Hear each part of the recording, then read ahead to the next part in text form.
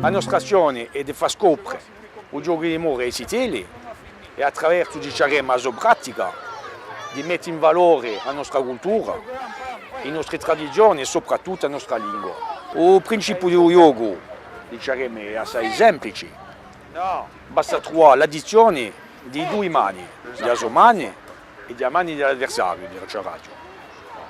Cioè sapere che non c'è bisogno di nulla, giusto di mani di voce. Basta trovare l'addizione. Chi ci sapere non tu yoga di muro? Il yoga di muro è il più vecchio yoga del mondo. D'accordo? Chi vuole dire sta affare? Sta affare vuole dire che dopo sempre, generazioni e generazioni passate, hanno giocato a muro. D'accordo? E oggi tocca a voi di giocare a muro. D'accordo? 4. Quanto hai detto? Muro. E ha già detto 4. D'accordo? 5. 5. Guardate bene. 1, 2, 3, 4 e 5. Ha già preso un punto. D'accordo? 7.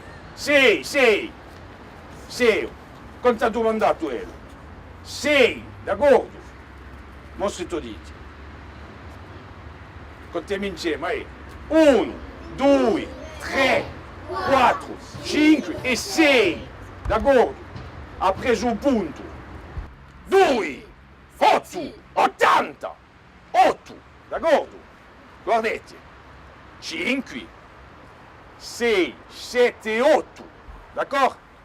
Va. 3, No, continuate.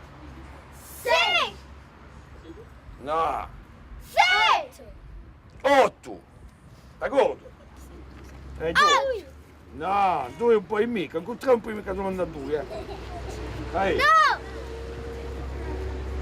10, No. 3, 4, 5.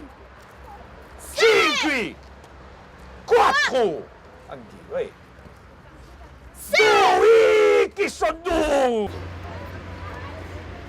15,